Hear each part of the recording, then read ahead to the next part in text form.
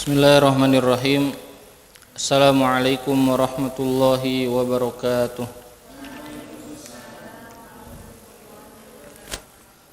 Alhamdulillah hamdan katsiran thayyiban mubarakan fih kama yuhibbu rabbuna wa yardah. Wa sallallahu ala Muhammadin wa ala alihi wa ashabihi wa man tabi'ahum bi ihsanin ila yaumiddin. Asyhadu an la ilaha illallah wa asyhadu anna Muhammadan abduhu wa rasuluh. Allahumma la ilma lana illa ma 'allamtana innaka antal alimul hakim. Allahumma anfa'na bima 'allamtana wa 'allimna ma yanfa'una wa zidna ilman. Ikhwan wal akhwat, a'azzakumullah. Di sore hari ini alhamdulillah kita dipertemukan kembali oleh Allah Subhanahu wa taala dalam rangka bertolabul ilmi, di mana disebutkan dalam sebuah riwayat, apabila kalian menemukan taman-taman surga maka duduklah di dalamnya. Kemudian sahabat bertanya, apakah ada taman surga di dunia? Yaitu adalah majelis ilmu. Dan ilmu dalam agama adalah lentera dalam kehidupan manusia. Manusia tidak bisa hidup dengan benar kalau tidak memiliki ilmu agama. Dan di antara ilmu agama yang penting setelah belajar akidah yaitu adalah belajar fikih. Karena keseharian kita, aktivitas kita berkaitan dengan fikih. Karena fikih adalah ilmu yang mengatur amal-amal yang berupa amal zahir, ya, amal yang berupa amal zahir. Ya. Orang akan kesulitan beragama, susah sholat, susah wudu, susah saum, susah apa saja kalau dia tidak memiliki ilmu. Jadi bingung kalau mau ibadah itu bingung. Ya, kalau tidak punya ilmu. Nah, ini ilmu penting. Dan fikih sudah saya jelaskan pertemuan sebelumnya, fikih itu adalah pemahaman, maka muncullah madrasah-madrasah atau kalau kita bisa bilang universitas terbesar ya di dunia dengan 4 universitas dalam fikih, yaitu adalah miliknya atau yang didirikan oleh Imam Abu Hanifah, kemudian Imam Malik, kemudian Imam Syafi'i, kemudian Imam Ahmad bin Hambal. Nah, ini kemudian tersebar dan sampai kepada kita, dan semua kita ya kalau beragama mengambil pendapat-pendapat yang mereka pelajari, mereka ringkas dan mereka sampaikan kepada kita. Coba tanya orang-orang di jalan, kalau sholat pakai dari mana dalilnya? Ada nggak orang hari ini, misalnya kalau saya tanya, tadi sholat asar, iya. Tadi wudunya kok tuh wudunya kayak gitu, dari mana? Saya baca hadis Sahih Bukhari. Ada nggak yang gitu? Nggak ada, mustahil hari ini yang bisa melakukan itu. Ya pasti orang bilang mazhab Syafi'i begini wudunya. Nah, itu lebih mudah memahaminya daripada kembali kepada atau dalil-dalil yang ada dalam sunnah. Nah, kita akan langsung buku yang akan pertama atau yang akan dibahas di kajian di sini. Bukunya kecil ya, tipis sekali. Ini buku salah satu buku mazhab Syafi'i ringkasan. Perhatikan ya. Ini buku ringkasan. Ini hanya bicara ibadah dari wudu sampai haji. Kecil segini. Buku mazhab Syafi'i bukan hanya ini. Ya, ratusan buku, di antara buku besarnya yaitu adalah buku yang ditulis oleh Al-Imam An-Nawawi. Ya, Al-Majmu' Syarah Muhadzab. Itu puluhan jilid. Jadi kalau dibariskan begini seginilah. Ya. Ini kecil. Ini besar isinya kalau di buku yang karya Imam Nawawi. Maknanya apa? Maknanya buku fikih itu cabangnya banyak sekali. Ya. Detail-detailnya sangat banyak sekali dan kita ya akan belajar yang pokok-pokoknya saja. Bukunya yaitu adalah Al-Mukhtasar Al-Latif atau Al-Mukhtasar As-Shaghir. Ini ada terjemahannya, ya ada terjemahannya. Dan ini ditulis oleh seorang ulama di abad ke-9, namanya yaitu adalah Abdullah bin Abdurrahman Bafadal Al-Hadrami. Abdullah bin Abdurrahman Bafadal. Beliau ini lahirnya di kota Tarim ya di tahun 850 Hijriah. Jadi orang yang hidup di abad ke-9. Jadi penulis buku ini yang hidup di abad ke-9. Tahu nggak kenapa menulis buku ini beliau? Jadi gini. Di desa beliau, anak-anak kecilnya, anak-anak TK, kalau di masjid kita ada suka ngaji di masjid, anak apa itu? Anak-anak TPA gitu ya.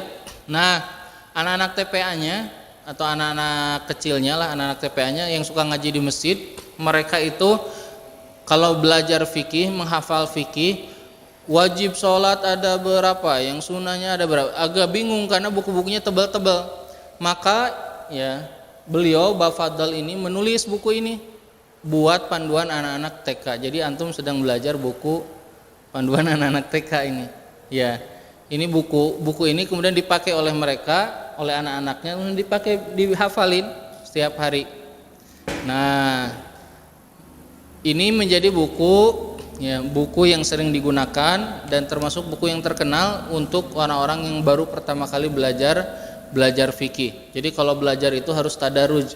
Tadarruj itu harus bertahap. Ya, nggak boleh langsung kayak misalnya kita banyak di Indonesia itu kayak belajar tafsir. Belajar tafsir langsung belajarnya buku tafsir Ibnu Katsir. Ya. Banyak tuh jamaah suka nanya ke saya, "Ustaz, saya sekarang lagi belajar buku tafsir Ibnu Katsir. Belum mengerti bahasa Arab, kemudian belum belajar Al-Qur'an, belum belajar usul tafsir, ulumul Qur'an, baru belajar langsung tafsir Ibnu Katsir." Itu saya bilang, tafsir Ibnu Katsir itu adalah mata kuliah mahasiswa di universitas di Madinah. Hebat sekali ya kalau langsung belajar tafsir Ibnu Katsir, saya bilang. Kemudian yang kedua, namanya belajar itu ada guru. Kalau baca sendiri bukan belajar, namanya baca. Ya, coba antum beli buku ini terus baca sendiri, paham nggak? Nih, misalnya begini, beli buku ini, nanti ada ya bukunya. Misalnya gini, ini di bab pertama ya. Bab Toharoh, wajib wudu. Wajib wudu ada 6, 1, 2, 3, 4, 5, 6. Sudah, nggak ada penjelasan. Bisa paham nggak? Nggak akan bisa paham. Ini harus ada guru. Nah, pentingnya ada guru dalam thalabul ilmi. Maka para ulama mengatakan, ya belajar ilmu agama itu harus wajib ada guru. Karena para ulama mengatakan, para salaf mengatakan, man kana syaikhuhu kitabuhu khata'uhu aktsaru minas shawab. Siapa saja yang gurunya adalah buku saja, maka salahnya akan lebih banyak daripada benarnya. Mungkin ada yang benar, tapi akan banyak banyak salah. Nah, ini Syekh Al-Alamah Bafadal Al-Hadrami. Beliau ini meninggal di tahun 918 Hijriah. Bukunya bukan cuma ini. Apakah beliau cuma nulis buku ini selama hidupnya? Enggak, bukunya banyak. Ya, di antara buku fikih yang besarnya namanya Al-Mukhtasar Al-Kabir. Jadi ada mukhtasar yang besarnya. Ini ringkasan ini beliau menulis untuk panduan anak-anak. Nah, kita akan langsung belajar masuk ke dalam pembahasan kitabnya. Ini itu harus nyantol ya. Taib. Bismillahirrahmanirrahim. Beliau memulai bukunya dengan kalimat Bismillahirrahmanirrahim. Alhamdulillahirabbil alamin wa asyhadu alla ilaha illallah wahdahu la syarikalah wa asyhadu anna Muhammadan abduhu wa rasuluh sallallahu alaihi wa ala alihi washabihi wasallam. Ini memulai sesuatu dengan bismillah hukumnya sunnah, terkadang wajib. Kapan bismillah itu harus ada, wajib? Yaitu adalah ketika baca dalam sholat, baca surat Al-Fatihah, maka harus ada Bismillahirrahmanirrahim. Tapi Bismillahirrahmanirrahim ini ya dalam setiap amalan yang lainnya, amalan mubah atau amalan sunnah, maka hukumnya sunnah ya, seperti menulis buku. Tapi bismillah juga jadi makruh atau bisa menjadi haram. Kapan orang haram baca bismillah? Mau apa? Di jamban. Ada lagi? Kapan haram? Kalau di Jamban bukan haram. Kapan orang haram baca bismillah?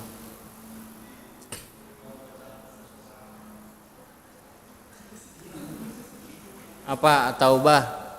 Enggak haram ya, enggak sampai ke haram. Kapan baca bismillah haram? Udah tadi. Haram itu kalau orang mau melakukan perbuatan maksiat yang haram. Mau berzinah, bismillahirrahmanirrahim, berzina. Ya, mau mabok, ulah hilap, bismillah heula ngarah ngeunah sana. Bismillahirrahmanirrahim terus mabok. Ya. Ini tidak boleh nama Allah dibawa ke situ. Ya. Mau mencuri, ya. Bismillah, mudah-mudahan kuncinya gampang dibuka sana, bismillahirrahmanirrahim. Wah, gampang dibuka langsung. Nah, ini menjadi haram. Menjadi makruh kalau bismillah itu digunakan untuk perbuatan yang makruh. Ya, termasuk tadi ya itu beberapa perbuatan yang makruh. Kemudian kata beliau, kata penulis, fahadha mukhtasarun. Perhatikan. Kata beliau, fahadha mukhtasarun fi ma la budda likulli muslimin min ma'rifati. Kata beliau, ini ringkasan. Jadi kalau bilang kok enggak terlalu lengkap, namina gue ringkasan. Jadi harus tahu dulu kalau baca buku itu dari awal. Ya. Ada orang bilang ini, Ustaz, buku hadis Arba'in An-Nawawi itu sanadnya enggak lengkap. Baca enggak Bu perkataan Imam Nawawi di awal. Kata Imam Nawawi, aku nulis buku ini tanpa sanad karena untuk memudahkan orang menghafal. Jadi maksudnya apa? Orang kalau membaca buku kenali dulu bukunya tentang apa, penulisnya nulisnya kayak gimana, biar kita tahu. Saya ngajar buku, udah pernah 2 kali hatam di 2 masjid, buku kitab Ad-Da' wa Dawa, penyakit hati dan obatnya, ditulis oleh Ibnul Qayyim. Tahu nggak Ibnul Qayyim itu habis majelis muridnya bilang gini, guru aku teh banyak dosa, udah coba taubat, udah coba keluar dari dosa itu, tetap aja maksiat itu. Tolong kasih tahu, aku khawatir penyakit ini menjadi keras dan aku tidak bisa sembuh dan celaka dunia dan akhiratku. Kemudian kata Ibnul Qayyim, maka aku jawab ya untuk muridku yang sedang sakit itu dengan jawaban sebuah buku. Jadi langsung ditulis di hari itu, 1 buku tebelnya segini, jawaban pertanyaan muridnya. Nah, kemudian beliau menjelaskan di dalamnya ada apa dan seterusnya. Jadi maksudnya setiap diri kita kalau membaca buku, kenali dulu bukunya tentang apa. Kata penulis, ini ringkasan, tapi kata beliau la budda likulli muslim, ringkasan yang harus diketahui oleh setiap muslim. Kenapa? Karena muslim pasti melakukan setiap hari ini. Gak mungkin orang tidak ada wudhu setiap hari, tidak mungkin orang tidak sholat setiap hari, tidak mungkin kalau Ramadan tidak saum, tidak mungkin kalau ada harta harus dizakatkan dan dia tidak berzakat, pasti melewatinya. Maka kata beliau harus diketahui oleh setiap muslim. Dari apa? Permasalahan apa? Tentang sholat, ya. Kemudian perbuatan amal ibadah yang lainnya. Kemudian kata beliau, fayajibu ta'allumuhu, wajib belajarnya bagi laki-laki, perempuan, anak kecil, orang dewasa, siapapun wajib belajar buku ini. Wajib belajar buku yang berkaitan dengan fikih ibadah. Karena orang nggak bisa ibadah kalau dia tidak mengetahui ilmu. Ya. Dia akan ibadah sesuai dengan apa? Sesuai dengan, kalau dia tidak punya ilmu, sesuai dengan apa? Prasangka aja, kayak dari dulu juga gitu ibu saya. Kayak kemarin kita bahas tentang malaikat ayat 10, ada namanya Israel, ada namanya Raqib Atid. Setelah belajar kok tidak ada ternyata nama Israel. Ya, dari mana kita bilang ada? Karena dari dulu kayak gitu. Ya, semua orang sekarang kebanyakan masyarakat kita kalau ditanya, Bu, kunaon kituan data aya tiga pungkur ge kieu. Pasti jawabannya itu. Jawabannya pakai dalil enggak? Enggak, bilangnya dari dulu juga begini. Ya, dari dulu juga begini. Oh, enggak ada dalil, ya enggak ada dalil. Nah, maka ini penting dipelajari. Sekarang kita akan langsung masuk ke bab toharoh. Jadi, ya. Buku ini di dalamnya hanya masalah ibadah. Ibadah itu maksudnya adalah dari sholat sampai haji. Ya, ada sedikit tentang nikah di sini. Bab toharoh. Toharoh, ya.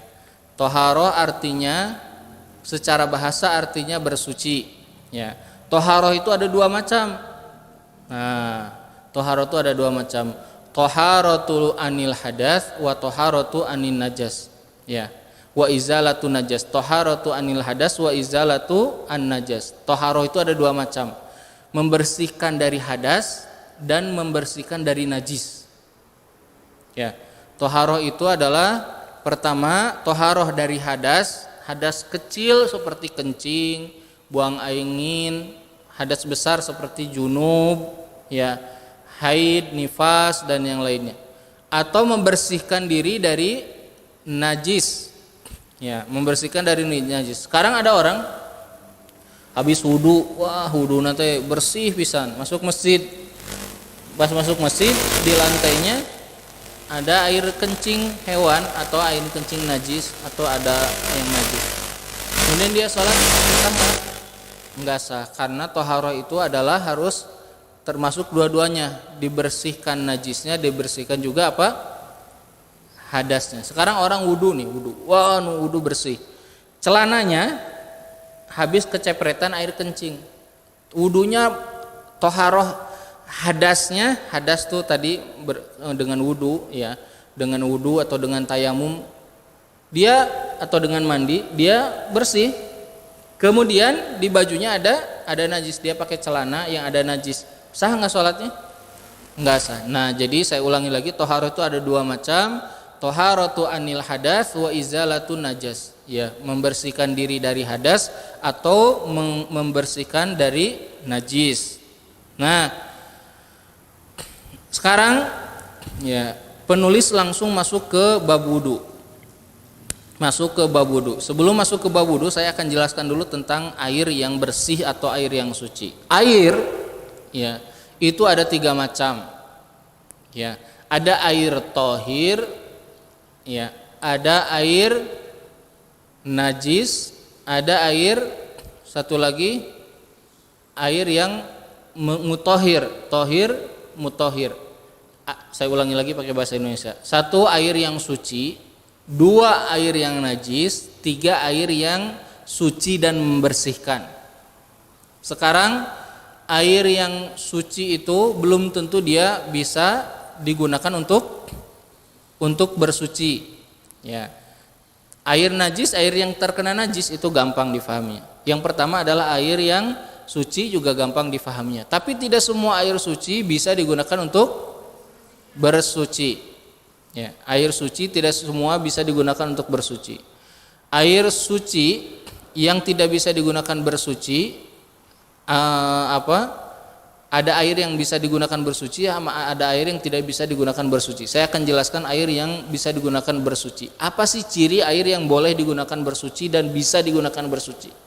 Satu, yaitu adalah air yang disebut secara mutlak air. Kalau bilang, Kang tolong ambilin air, di kepala kita yang ada di benak kepala kita air apa? Air putih. Nah itulah yang dimaksud dengan air yang bersih dan mensucikan dan bisa membersihkan. Satu, itu cirinya. Air yang kalau disebutkan secara mutlak air, semua orang paham itu air. Yang kedua, air yang dia itu asli ciptaannya seperti itu. Ya. Air yang asli ciptaannya seperti itu. Misal air yang ada di sekitaran Tangkuban Perahu. Airnya bau apa?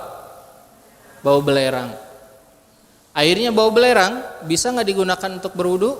Bisa, karena dia asli diciptakannya begitu. Ya, asli diciptakannya seperti itu. Air laut asli diciptakannya seperti itu. Yang berikutnya, yang ketiga, ciri berikutnya adalah air yang kita tidak bisa memisahkan sifatnya dari asli. Misalnya ingin seperti air mineral, air belerang, susah.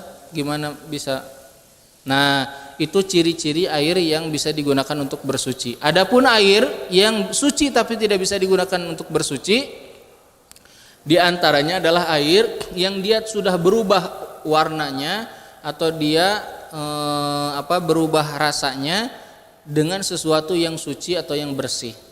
Ya, di antaranya misalnya air teh. Air teh. Air teh itu bersih tapi tidak bisa digunakan untuk wudu. Nggak bisa wudu pakai air teh, pakai air kopi. Ya, nggak bisa wudu pakai air kopi. Dan kenapa? Karena si air teh itu, sekarang saya mau tanya ya, air teh itu misalnya warnanya apa? Misalnya coklat gitu ya, coklat bening. Sekarang saya tanya, jadi coklat bening itu oleh manusia atau asalnya Allah menciptakannya begitu?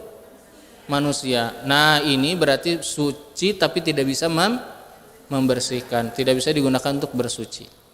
Adapun air najis, air yang terkena najis atau air yang berubah, satu rasanya, dua warnanya, tiga berubah baunya. Antum misalnya masuk ke mana? Toilet. Di ember tuh ada air. Pas mau ngambil, ya, nah warnana ieu mah koneng, ya. Pas dicek da air di luar mah semuanya bening. Kok ini airnya kuning? Berarti terkena najis. Atau airnya nggak berubah tapi baunya, ya. Atau ya dia tidak berubah baunya tapi rasanya. Nah, ini air yang berubah. Sebanyak apa air yang berubah rasa atau bau itu najis? Antum misalnya lagi mandi di kamar mandi, misalnya ada bak, suka ada bak nggak? Ada bak. Berapa banyak air itu dikatakan najis kalau berubah warnanya? Nah, jumhur ulama mengatakan kalau air itu di bawah 2 kulah, saya ulangi lagi, di bawah 2 kulah itu kurang lebih 160 liter. Ada yang mengatakan sampai 200 ya. Paling aman 160 liter. 160 liter itu satu bak enggak? Satu bak sedikit. Satu toren, ya, satu toren tuh macam-macam ya. Ada yang 100 liter, ada yang 150, macam-macam. Nah, kalau takarannya di bawah tadi 2 kulah, ya 2 kulah, maka dia najis. Tapi kalau di bawah, di atas 2 kulah, dia terkena cepretan najis, ya dia tidak disebut najis karena airnya lebih banyak dan dia tidak berubah. Kalau dia misalnya, saya ulangi lagi, punten. Air itu dikatakan najis kalau berubah apa tadi? Warna, bau, dan rasa. Sekarang air kalau sedikit, ya saya ulangi lagi tadi biar jelas dan biar tepat. Air kalau di bawah 2 kulah terkena najis, saya ulangi lagi, di bawah 2 kulah berarti 160 liter ke bawah terkena najis tapi nggak berubah nggak berubah rasa, nggak berubah warna, maka dia disebut najis. Jadi berubah rasa, warna itu dikatakan najis itu kalau di atas 2 kulah. Kalau di bawah 2 kulah mah mau berubah mau enggak disebut najis. Seperti misalnya ada ember di samping terus kita kencing ceret ke situ, udah ini mah najis. Antum nggak perlu dicium dulu, ya, karena dia sudah di bawah 2 kulah. Nah, ini muqaddimah ya. Taib. Sekarang langsung ke bab wudu. Di sini tidak dijelaskan banyak tentang air, tapi di sini kan praktis, fikih praktis ya. Furudul wudu. Pasal pertama yang akan kita bahas dalam bab thaharah yaitu adalah wajib wudu. Nah, ingat, dalam wudu ada wajib yang kalau ditinggalkan tidak sah. Kalau ditinggalkan tidak sah. Wudu, sebelum bahas kewajiban wudu, jadi furud itu adalah kewajiban wudu. Wudu adalah perbuatan kita berwudu membersihkan. Wudu itu dalam sholat kedudukannya apa? Saya mau tanya ke antum. Wajib sholat? Enggak termasuk sholat. Wudu sholat bukan? Bukan. Syarat sah sholat. Ya, wudu itu adalah syarat sahnya sholat. Apa sih definisi syarat? Coba saya mau tanya, apa definisi syarat?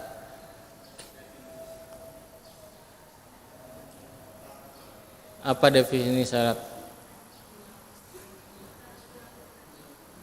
Harus dilakukan.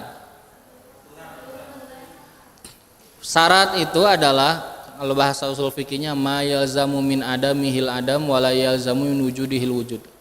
Artinya tidak sesuatu yang kalau dia tidak ada si syarat ini maka tidak sah. Tapi tidak mesti kalau dia ada ini harus ada. Wudu itu syarat sah sholat. Kalau wudunya nggak ada, sholatnya tidak sah. Tapi nggak mesti kalau orang wudu harus sholat. Sekarang syarat masuk kerja di tahfidz land itu adalah seseorang yang usianya 24 tahun sampai 30 tahun. Tapi nggak mesti setiap orang yang usianya segitu harus masuk ke sana. Betul nggak? Pas ketemu kenalan, kamu usia berapa? 24 tahun. Kenapa nggak daftar di tahfidz land? Itu loh syarat. Terus kenapa harus daftar?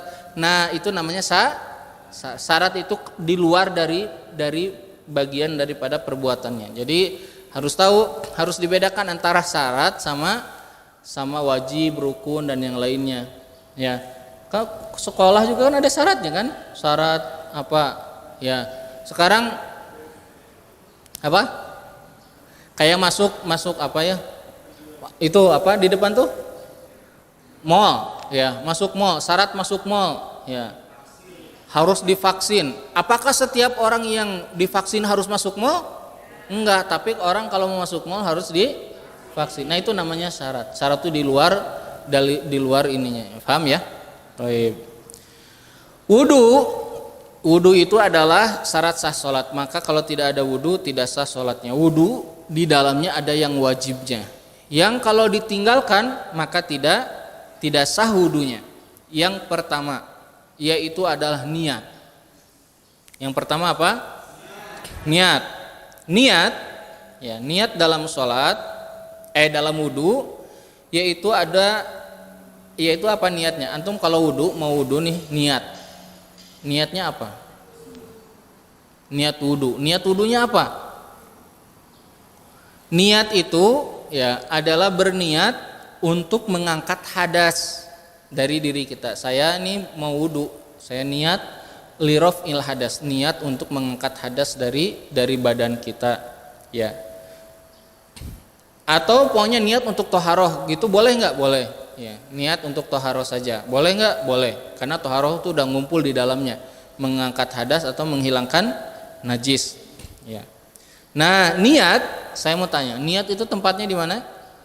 Di dalam hati. Maka niat ini sesuatu yang wajib selalu ada di setiap perbuatan amal ibadah, nggak pernah nggak ada. Semuanya pasti harus ada niat. Orang tidak sah melakukan sesuatu kalau tidak diawali dengan niat. Tapi niat itu di dalam hati. Niat itu tempatnya di dalam hati. Sekarang boleh nggak melafadzkan niat? Boleh nggak? Boleh nggak? Ini tak ada yang boleh, ada yang nggak. Sok diskusi yang bilang nggak sama yang boleh. Apa dalilnya?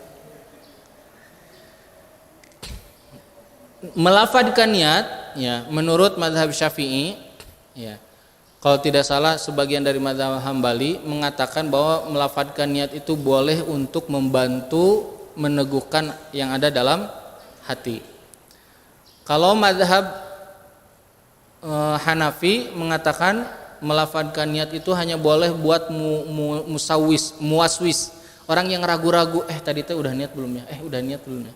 Nah, bagi mereka boleh.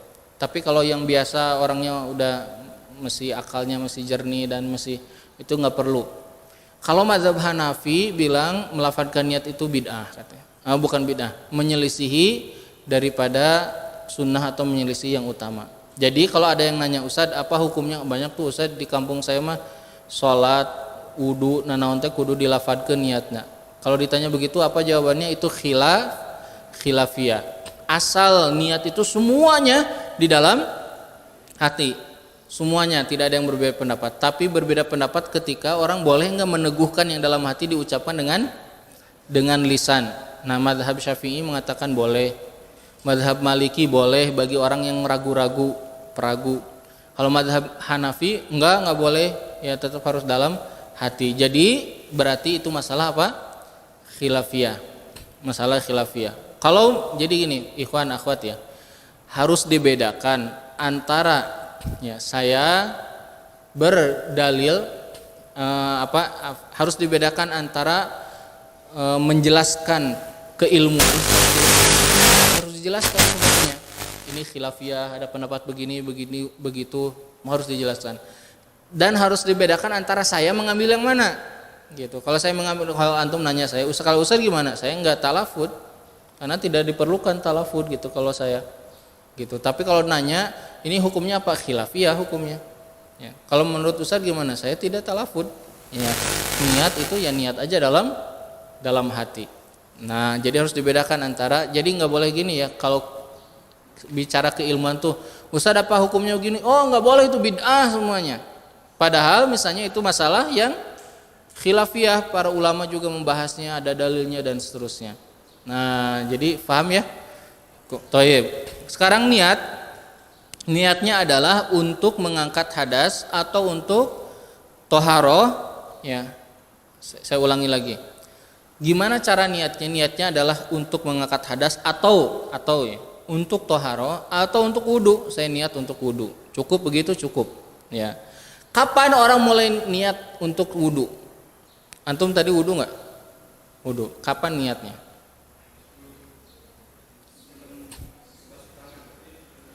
Kapan ahwat niatnya? Sebelum basuh apa? Tangan. Kapan? Ya, niat wudu itu dilakukan, ada dua pendapat. Pertama adalah ketika memulai mencuci muka. Itu yang wajib pertama kan. Yang kedua mengatakan pokoknya sebelum wudu niat. Itu sebelum mulai niat. Ya. Tapi di sini oleh penulis dikatakan yaitu adalah ketika mencuci muka. Tapi sah nggak kalau sebelumnya? Sah. Yang tidak sah adalah kalau orang sudah mencuci muka dia baru niat, masuk ke toilet ngobrol pas mencuci muka pas saya teh wudu terus dalam hati terus dia niat. Sah nggak? Nggak sah. Dia harus mengulang lagi karena dia sudah masuk ke dalam sebuah amal ibadah dan dia baru niat. Jadi sudah terlewat amal ibadahnya dan dia baru niat. Jadi itu permasalahan tentang niat. Ya, permasalahan tentang niat. Jadi niat hukumnya adalah fardu, termasuk fardu wudu, dan niatnya adalah untuk mengangkat hadas atau toharoh dari sholat atau untuk wudu. Dan niat adalah dilakukan ketika mencuci muka atau dilakukan sebelum memulai sholat. Sebelum memulai wudu. Yang kedua, fardu wudu. Ya, fardu wudu yang wajib dalam wudu yang kedua yaitu adalah mencuci muka. Mencuci muka. Jadi kalau wudu antum suka cuci tangan dulu, itu berarti cuci tangan tidak termasuk fardu. Ya, fardu yang kedua yaitu kita mencuci muka.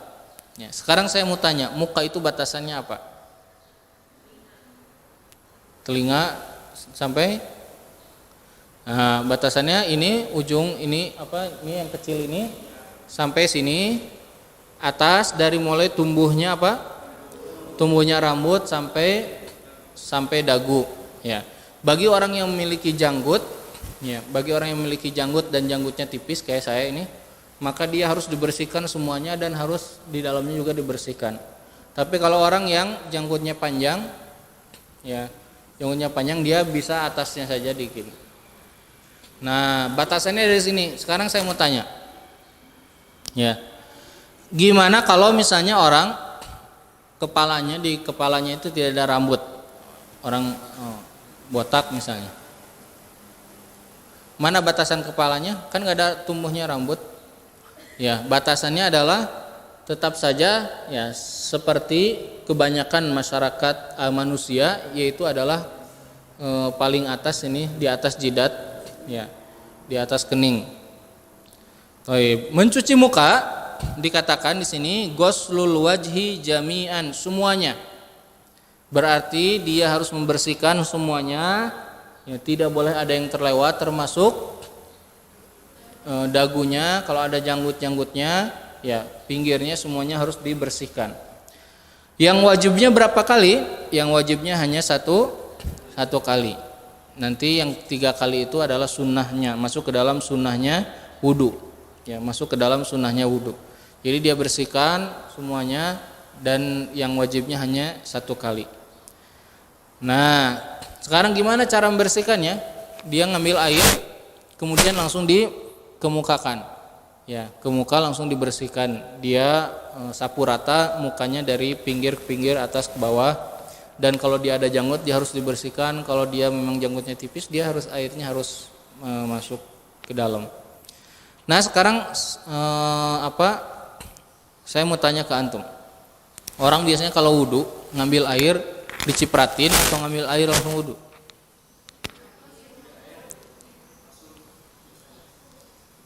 Ada nggak yang ingin ngambil dibuang-buang begini? Ayah tuh, ngambil tapi dibuang terus dia hanya mengambil basahnya dari tangan. Nah, perhatikan, yang namanya mencuci itu ngambil. Jadi dalam berwudu itu ada 2 macam, mencuci dan mengusap. Kalau mencuci itu dia harus ngambil kemudian langsung dibasuh dengan airnya. Kalau mengusap diambil baru dibuang airnya, dia hanya dengan air yang ada di telapak tangannya. Nah, jadi dibedakan antara mencuci. Nah, kalau muka berarti dia harus langsung ya mencuci. Nah, di sini Ustadz kok nggak ada hidung berkumur? Nanti itu ada di sunnah-sunnahnya. Jadi nanti kita bahas dulu fikihnya, nanti terakhir baru kita satukan semuanya, tata cara dari awal sampai akhir. Kemudian yang ketiga yaitu adalah mencuci kedua tangan ma'al mirfaqain, beserta sikut. Nah, ini perhatikan. Kalau kita wudu itu dalam mazhab Syafi'i wajib melewati sikut. Karena dalil di dalam Al-Qur'an dikatakan fagsilu wujuhakum wa aydikum ilal marafiqi. Ilal marafiqi dalam arti bahasa Arab menurut mazhab Syafi'i maknanya adalah beserta sikutnya. Nah, beserta sikutnya. Maka dalam mazhab Syafi'i enggak mungkin orang itu bisa sikutnya sempurna kecuali dia membersihkannya melewati sikut. Berarti kemudian dalam mazhab Syafi'i menjadi wajib kalau dia wudu dibersihkannya sampai ke sini. Melewati daripada sikut. Jadi kalau dia ngambil air wudu, dia bersihkan sampai melewati sikut, bukan di sikutnya. Karena sikut itu harus masuk ke dalam bagian daripada dicucinya tangan. Dan dicucinya tangan agar sikut itu masuk berarti harus melewati sikut. Jadi begini ngambil, nah sampai ke sini. Jadi melewati ini sikut, nah melewati. Jadi segini. Ya, dia bersihkan sampai ke atas. Kenapa? Ya, ada kaidahnya, ya. Ma la yatimul wajibu illa bihi fahuwa wajib. Tidak akan sempurna suatu yang wajib kecuali dengannya, maka dia menjadi wajib. Nah, ini sikut ini wajib dibersihkan, maka dia tidak akan sempurna kecuali dengan membasuh semuanya. Kalau basuh semuanya nggak mungkin di tengah-tengah sini, dia harus melewatinya. Maka melewatinya menjadi wajib. Ya, melewatinya maka menjadi wajib.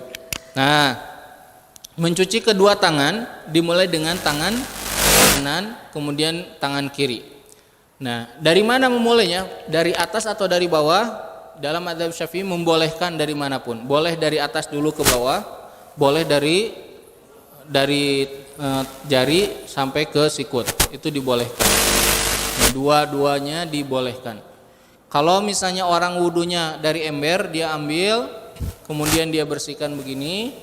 Atau kalau dia dari air yang air keran, maka dia boleh dari atas, boleh. Ya.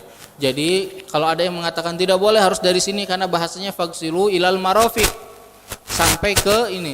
Nah, itu penyebutan ilal marafiq maksudnya adalah pembatasan mana anggota wudu yang wajib dicuci. Tapi memulai nyucinya boleh dari atas, boleh dari bawah. Ini dalam mazhab Syafi'i. Ya. Kemudian berarti sudah ada 3 wajib wudu: niat, cuci muka, cuci tangan kanan dan tangan kiri. Ya. Yang keempat yaitu adalah mashu syai'in min basyaratir ra'si aw sya'rihi walau ba'da sya'ratin. Nah, perhatikan ini yang banyak jadi perbincangan di antara kaum muslimin. Kata penulis ya, Bafadol rahimahullah mengatakan yang keempat wajib wudu itu adalah membasuh apa? Membasuh apa? Membasuh rambut apa membasuh kepala? Ikhwan, membasuh rambut apa kepala?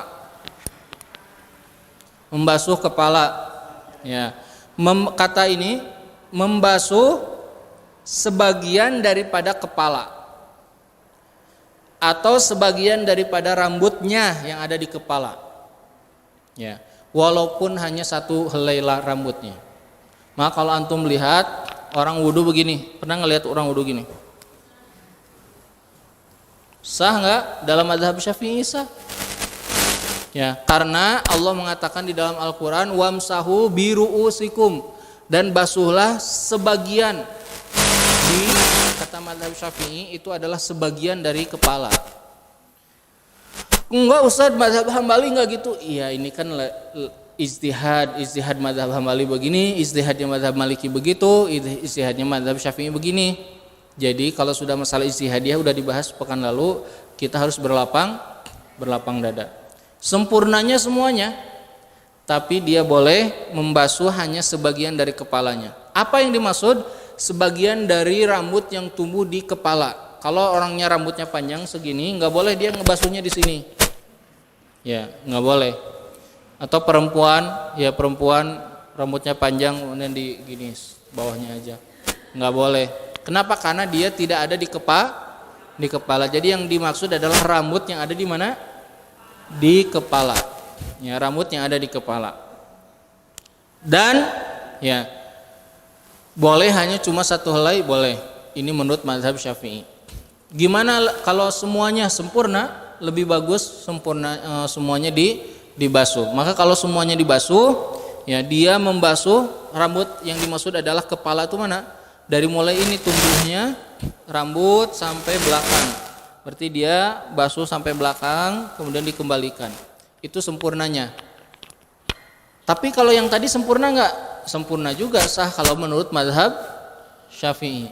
Ya, menurut mazhab Syafi'i. Makanya kalau antum datang ke tempat-tempat yang banyak orang bermadzhab Syafi'i atau misalnya ke tempat-tempat masyarakat Nahdlatul Ulama yang mereka beribadahnya dengan mazhab Syafi'i, pasti wudunya gitu. Ya, ibu-ibu dikieukeun kerudungna set langsung gitu. Terus kita bilang, "Ih, naon eta wudu teh cenah teu niat."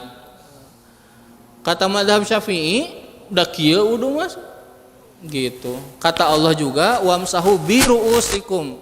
Usaplah sebagian daripada rambut kalian. Ya, jadi saya ulangi lagi. Dalam mazhab Syafi'i, ya, rukun yang keempat atau yang wajib yang keempat adalah membasuh kepala atau rambut yang ada di kepala. Sebagiannya. Ya, sebagiannya. Boleh enggak semuanya? Semuanya lebih afdol karena semuanya jadi bersih. Tapi dalam mazhab Syafi'i sebagiannya boleh. Walau sya'rah, walaupun satu helai saja. Di sini misalnya, aduh rambut saya ini lagi cepat-cepat gini aja. Sah. Dalam mazhab Syafi'i sah. Nah, ini namanya membasuh. Membasuh itu beda dengan mencuci. Jadi dia diambil kemudian airnya dibuang, kemudian dia baru dibasuh. Paham ya tentang ini kepala? Jadi ada nggak di daerah Ahwat yang orang basuhnya cuma sebagian? Pernah lihat nggak? Terus Ikhwan sama Ahwat wudunya gimana? Membasuh sebagian atau semua? Ahwat sebagian kebanyakan ya. Kalau Ikhwan? Biasa gimana sehari-hari? Semua. Ya. Baik.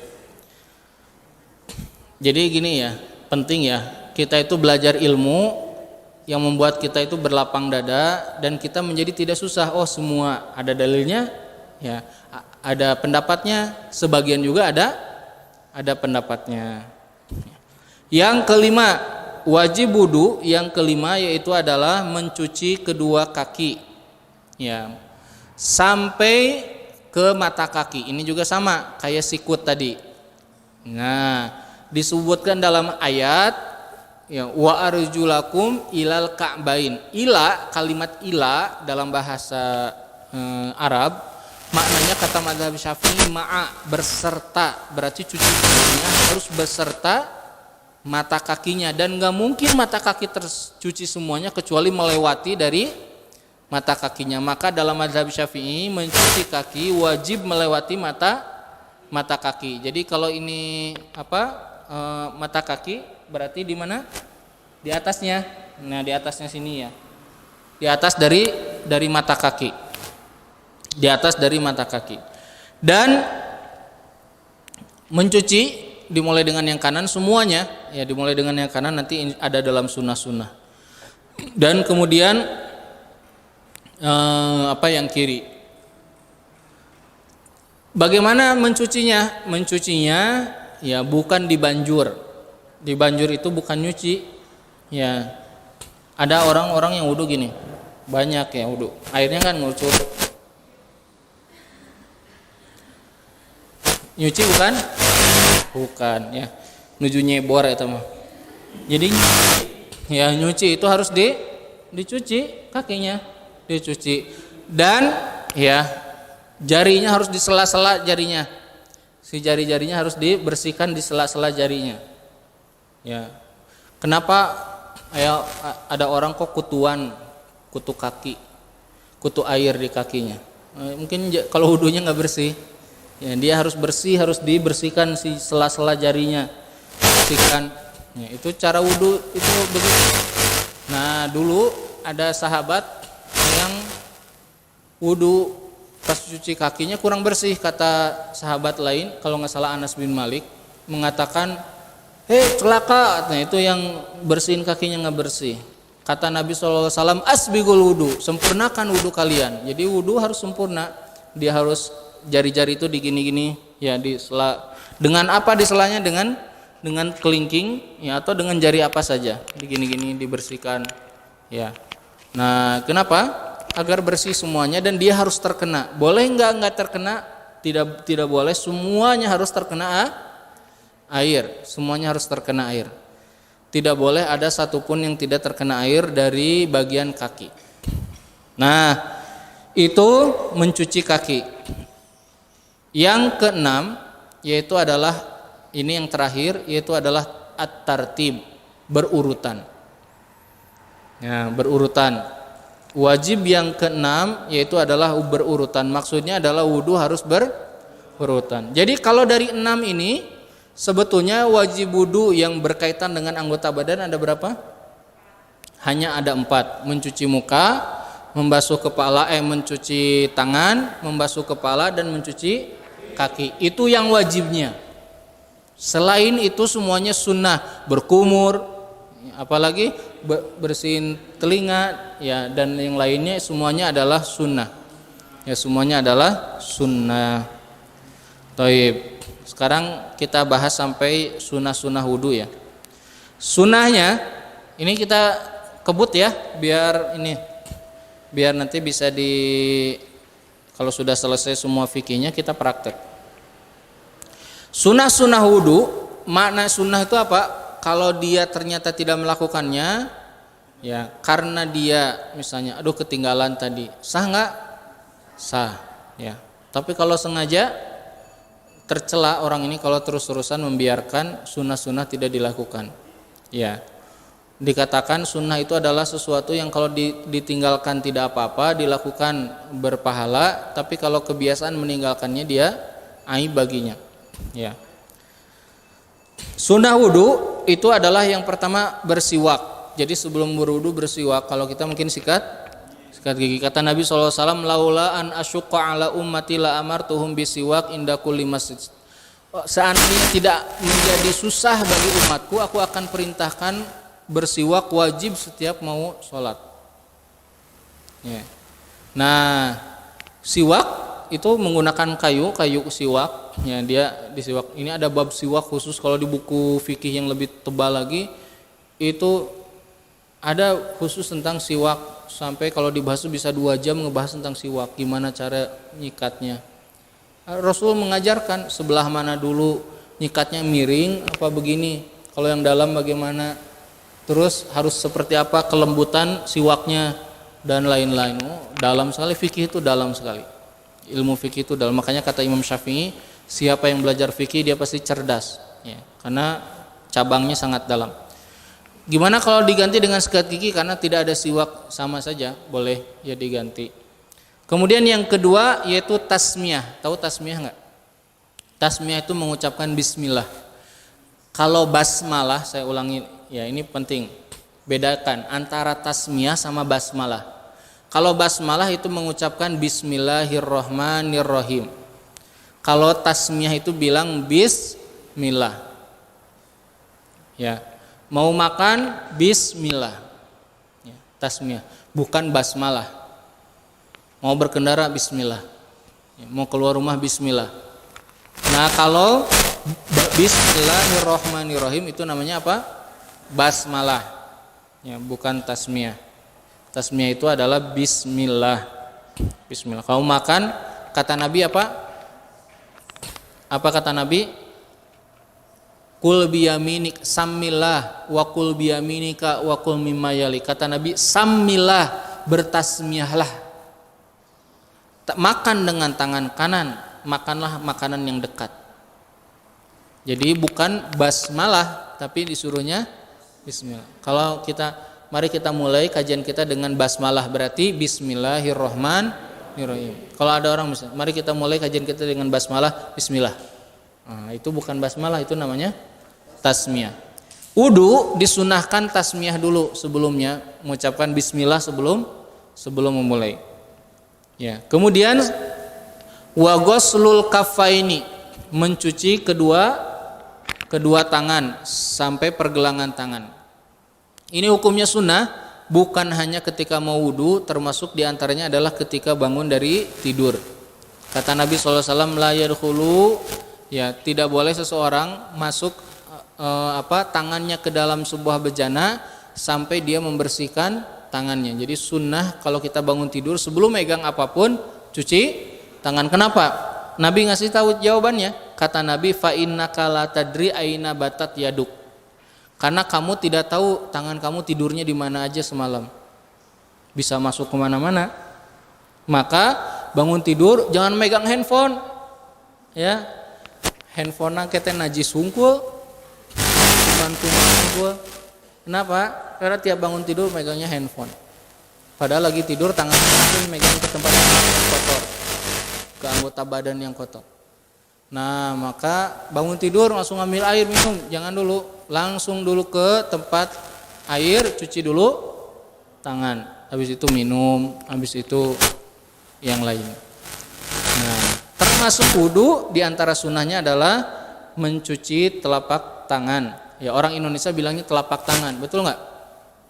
Ya, telapak tangan tuh mananya? Ini penting sekali ya. Tahu nggak? Banyak orang Indonesia, ya, kalau sholat pakai mukenanya ada penutup di atasnya, betul nggak? Mukenanya itu kan nyambung itu, bawahnya bolong.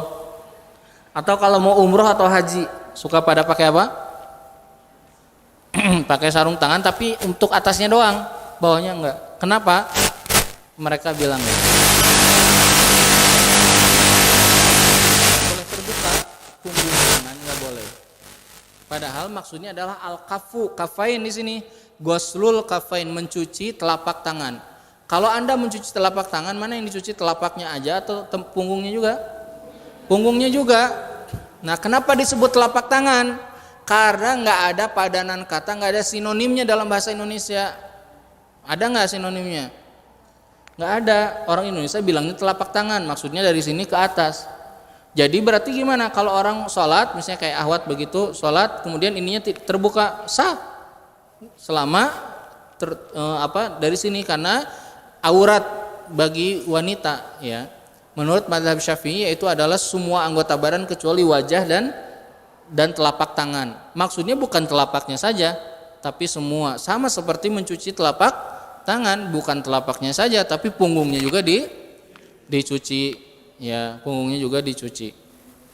Kemudian berikutnya, Berarti baru berapa? 1, 2, 3. Yang keempat, sunnahnya wudu yang keempat yaitu adalah al-madmadah. Ya, al-madmadah yaitu adalah berkumur. Ya, yaitu adalah berkumur. Kapan berkumur itu? Bagaimana cara berkumur? Berkumur caranya memasukkan air ke mulut kemudian dikumur-kumur, ya. Dan harus secara maksimal kecuali Anda dalam keadaan sedang saum. Ya. Karena kalau sedang saum, ya khawatir masuk ke dalam tenggorokan. Jadi berkumur seperti biasa, tapi tidak sampai. Ada orang kalau lagi Ramadan siang-siang berkumur gini, gitu ya. Itu berlebihan. Gimana kalau airnya masuk melewati tenggorokan, sudah batal saumnya. Ya. Nah, kemudian berikutnya berkumur sudahlah gampang difahami. Ini fikih yang awal-awal ini gampang ya difahami. Berikutnya itu Jadi berkumur ya. Berikutnya istinsak dan istinsar, mengambil air memasukkan ke hidung dan mengeluarkannya. Ya. Ini juga sama ya. Nabi menyuruh kepada kita balig ya, sempurnakan dalam menghirup air ke hidung dan kemudian dikeluarkan. Ila antakuna shaiman, kata Nabi, kecuali kalau kamu sedang dalam keadaan saum. Jadi kalau antum wudu, ya, ambil airnya dihirup nggak sama hidung? Dihirup. Sunnahnya adalah dihirup sampai masuk ke hidung. Bahkan dalam sisi kesehatan juga ini sangat bagus sekali, ya, membersihkan kotoran-kotoran di hidung. Jadi diambil, dihirup, kemudian setelah itu dikeluarkan. Jadi bukan cuma digini, itu mah nggak masuk ke hidung, tidak disebut dengan istinsak ya atau istinsar. Ada orang cuma digini doang, digini ada ya, digini terus digini doang. Ya itu dia mencuci hidung, bukan istinsak.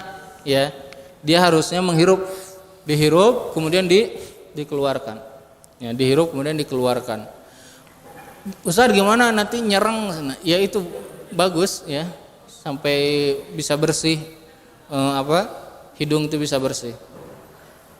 Kalau dari sisi kesehatan bagus sekali ya, beneran itu, apalagi orang-orang yang gampang punya penyakit di daerah sini ya, saluran hidung, orang sinusitis dan yang lainnya, jadi dikeluarkan kan banyak debu, banyak macam-macam ya, sunnahnya begitu. Kata Nabi balig ya, sempurnakan dalam menghirup air ke hidung kecuali engkau dalam keadaan saum. Kenapa? Karena saluran hidung ini nyambung ke saluran tenggorokan, maka kalau dia berlebihan atau dia sampai ke atas takut masuk ke tenggorokan dan batal. Kemudian yang berikutnya at-taslis, yaitu adalah 3 kali dalam semua wudu. Hukumnya sunnah, berarti yang wajibnya cuma 1 kali. Kalau antum lagi wudu ngantri panjang di sebuah tempat misalnya, atau lagi haji di Arafah, atau lagi di safar di mana antrian panjang, airnya sedikit, maka cukup wudunya satu kali ya, 3 kali itu hukumnya sunnah ya, kaki, tangan, muka semuanya ya. Kemudian wa mashu jami'ir ra'si. Nah di sini baru tuh disebutin tentang membasuh kepala. Kata mazhab Syafi'i, membasuh semua kepala itu hukumnya yang wajibnya memang cuma sebagian. Yang wajibnya cuma sebagian. Kemudian berikutnya itu adalah membersihkan kedua telinga. Ya, kedua telinga, dalamnya dan luarnya, ini juga termasuk hukumnya sunnah. Ya, ada enggak mazhab yang lain mengatakan wajib? Ada, mazhab Hambali mengatakan wajib kalau tidak salah. Ya, mengatakan wajib. Jadi makanya ada orang praktek kalau wudu gini ke belakang, ke depan, langsung nyambung ke sini, betul nggak? Ini nggak boleh kelewat. Kenapa? Mereka mengatakan karena telinga bagian daripada kepala. Kata mazhab Syafi'i, kepala mah kepala, telinga sana beda. Khilaf ya, ijtihadiyah. Lihat ya, kalau kita belajar fikih kita akan tahu. Kemudian ya kita selesaikan nih sunnah-sunnah, setelah itu tanya jawab. Ini masih teori-teori, insya Allah minggu depan kita akan masuk ke pembatal wudu dan hal-hal yang berkaitan dengan wudu. Nanti kita langsung praktek insya Allah. Berikutnya sunnah wudu yaitu adalah takhlilul lihyah al-kasifah. Ya, yaitu adalah menyela-nyela janggut, ya. Menyela-nyela janggut yang tebal. Kalau janggutnya yang tipis, kayak antum sini yang pada punya janggut itu tipis, itu wajib. Ya, wajib semuanya dibersihkan. Tapi kalau yang tebal, maka dia di sela-selanya hukumnya sunnah. Kemudian berikutnya takhlilul asabi, menyela-nyela jari, ya, semua jari-jari ini juga sunnah. Kemudian tatwilul gurrati wat tahjil, mencuci tadi sempurnakan semuanya gitu ya, kayak tangan sampai ke semuanya itu dimaksimalkan. Walaupun tadi kalau melewati ini mah wajib ya, melewati mata kaki dan melewati sikut. Kemudian yang berikutnya sunnah wudu yaitu adalah al-mualat. Tahu nggak mualat? Mualat itu artinya bersambung. Kalau antum misalnya cuci muka, terus dipanggil sama ibu, ya, sana, naon mah, iya ari kumaha tuh ngobrol gitu. Kemudian habis itu dia lanjut. Nah, boleh nggak? Dalam mazhab Syafi'i dia tetap boleh kalau masih berada di tempat itu, tapi sunnahnya dia harus bersambung. Jadi hukumnya sunnah bersambung itu. Dalam mazhab lain bernyambung itu hukumnya wajib. Lihat bedanya mazhab pendapat para ulama mazhab tentang hukum bersambung. Makanya ada orang yang nggak boleh terputus, harus nyambung semuanya. Dalam mazhab Syafi'i itu sunnah. Antum wudu di rumah, wudu disisain kaki, ke masjid sampai masjid cuci kaki. Dalam mazhab Syafi'i boleh, ya, karena tidak ada kewajiban harus berkesinambungan atau bersambung.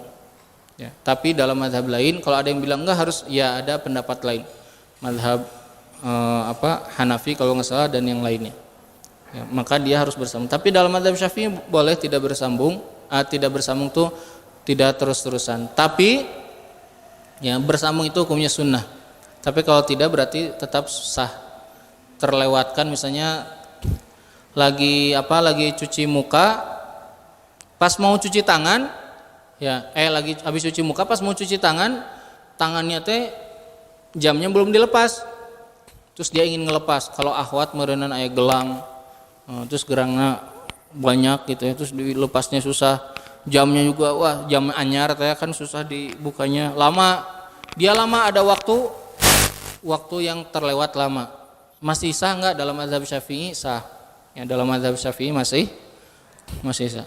Ada nggak yang mengatakan kalau udah kering anggota wudu yang sebelumnya maka tidak sah? Ada pendapat begitu. Ini khilafiyah semuanya ya, yang ini boleh, yang itu boleh. Kemudian tarkul isti'anah fis sob, ya, minta tolong ke orang lain dibanjurin, ya, boleh nggak? Meninggalkan minta tolong ke orang lain untuk disiapin airnya. Ini hukumnya sunnah, tidak melakukan itu. Tapi kalau minta tolong hukumnya ya tidak boleh. Misalnya antum wudu, antum sehat, misalnya antara antum ya, tolong dong banjurin anak, ya, misalnya itu dibanjurin. Nah ini kalau dia bisa, dia tidak boleh melakukannya. Ya. Meninggalkan itu hukumnya sunnah. Kalau tidak boleh, tidak menjadi haram. Nanti insya Allah ada di bab berikutnya. Tidak menjadi haram. Tapi lebih baik ditinggalkan. Kecuali kalau antum tidak bisa wudu, kecuali dibantu oleh orang lain. Yang haram dan akan membatalkan wudu atau tidak boleh dilakukan, nanti insya Allah ada, tapi saya sebutkan aja sekarang sebagai salah satunya. Di antaranya adalah minta dibasuhkan sama orang lain. Ya, antum ke teman, tolong dong tangan anak bersihin, lagi wudu misalnya. Nah ini tidak boleh, ya, tidak boleh. Kemudian berikutnya tarkut tanshif, ya, dalam mazhab Syafi'i, ya, dilarang, sunnahnya dilarang membersihkan bekas wudu dengan handuk. Suka nggak antum bersihkan wudu dengan handuk? Mengeringkan airnya pakai handuk. Dalam mazhab Syafi'i Ya, meninggalkan membersihkan dengan handuk hukumnya sunnah. Jadi maka kalau dilakukan makruh, ya, dia membersihkan dengan handuk atau dengan tisu atau dengan apa saja. Bahkan dalam mazhab Syafi'i mengatakan hukumnya makruh dan dia tidak beradab kalau dia bersihin seperti orang nggak suka ada air di mukanya. Misalnya airnya gini, dijepret gini. Dia seakan-akan dia tidak suka dengan air wudhu itu. Padahal kata mazhab Syafi'i ada hadisnya sahih dari Nabi, orang kalau berwudhu maka nanti setiap tetesan yang keluar itu dia membersihkan dosa. Nah, jadi berarti kalau wudhu tidak perlu dilap, ya. Ustaz, gimana kalau bajunya basah? Ya, nanti juga kering. Ya, nanti juga kering. Bener nggak? Ya, mual basah terus, mual mungkin, ya. Nah, jadi ditinggalkan, tidak perlu dilap oleh tisu atau kecuali misalnya gimana kalau dingin banget di gunung. Nah, ini ada kaidahnya itu kalau memunculkan madorot maka boleh ditinggalkan. Taib, ini mukadimah hari ini ya tentang pengenalan tentang buku dan memulai dengan penjelasan wajib wudu dan sunnah-sunnah wudu. Insyaallah pekan depan kita akan bahas apa saja yang membatalkan wudu. Ya, wudu teh batal lamun naon gitu. Ada orang, kamu wudu lagi, kenapa? Itu soalnya habis makan sate katanya. Ya, kamu wudu sana, soalnya tadi renang. Nah nanti kita bahas apa sih yang membatalkan wudu. Kemudian apa saja yang diharamkan. Ya. Apa saja yang diharamkan kalau orang sedang tidak dalam keadaan wudu, ya, orang nggak boleh melakukannya. Kalau orang dalam keadaan tidak wudu atau sedang hadas besar, orang haid, junub, nifas, itu haram apa saja, nggak boleh melakukan apa saja. Nah, nanti setelah itu ada adab-adab masuk ke toilet, setelah itu kewajiban kalau mandi. Antum kemarin hari Jumat, hari ini tadi mandi besar nggak? Nah, tata cara mandi besar, ya, insya Allah nanti kita bahas. Baik, sampai sini dulu, karena udah jam 5 lewat 14 menit. Kalau ada pertanyaan, silakan.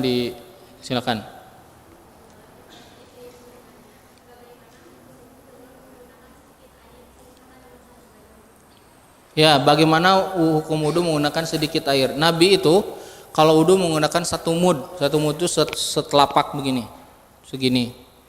Kalau kegelaskan air mineral 1 gelas gitu 3/4 daripada boleh. Memang Rasulullah begitu wudunya. Apanya? Oh, tadi yang dimaksud kalau wudu sedikit. Nah, gimana caranya? Begini. Ini gelas nih. Ini gelas, nanti dikucurin. Di sini kan? Cuci tangan, kucurin dikit lagi, berkumur, kucurin dikit, cuci muka, kucurin dikit, cuci tangan, kucurin lagi, terus kucurin. Cukup nggak? Cukup. Bakal ada sisa banyak. Coba aja praktekin. Kan kecil. Oh boleh, nggak apa-apa. Ya boleh. Gimana katanya ada air mustakmal, air yang habis dipakai. Air yang habis dipakai yang nggak boleh dipakai wudu itu kalau sebagian besar dari wudu kita itu masuk lagi ke situ, misalnya di jolang, wudunya di atas jolang gini, wudu gitu. Semuanya kan ke situ lagi. Nah itu namanya air mustakmal. Tapi kalau kita ngambil, ada yang nyepret ke situ tidak disebut air mustakmal. Ya, tidak disebut air mustakmal. Jadi boleh dipakai untuk wudu lagi, boleh nggak? Boleh. Diambil gitu ya, ke gayung gitu diambil. Kalau gayung mah banyak airnya, 1 gayung mah ya. Caranya begitu. Boleh nggak? Ini tangan saya kan masuk lagi ke situ, nggak apa-apa. Ya nggak apa-apa. Tapi kalau kita bangun tidur nggak boleh langsung ke situ. Caranya gimana? Ambil air, cuci dulu tangannya. Ya, atau kalau ada keran cuci dulu tangannya. Itu nggak boleh. Kalau misalnya akhwat ya, bangun tidur mau sholat, bangun tidur datang masuk ke toilet ngambil air ke bak, langsung gini, langsung najis itu. Ya nggak boleh dipakai wudu. Kenapa? Karena tadi hadisnya jelas kata Nabi, ya kalau engkau bangun tidur jangan bahasanya gitu, larangan, jangan memasukkan tangan kalian ke dalam wadah tempat air ya, sampai dicuci dulu terlebih dahulu. Kenapa? Kata Nabi, karena engkau tidak tahu di mana tidurnya malam hari tadi tangan kamu, gitu. Nggak tahu habis garuk-garuk apa kan, kita nggak tahu. Gitu ya, paham? Oke, ada lagi, Ikhwan, Ahwat, silakan. Ya.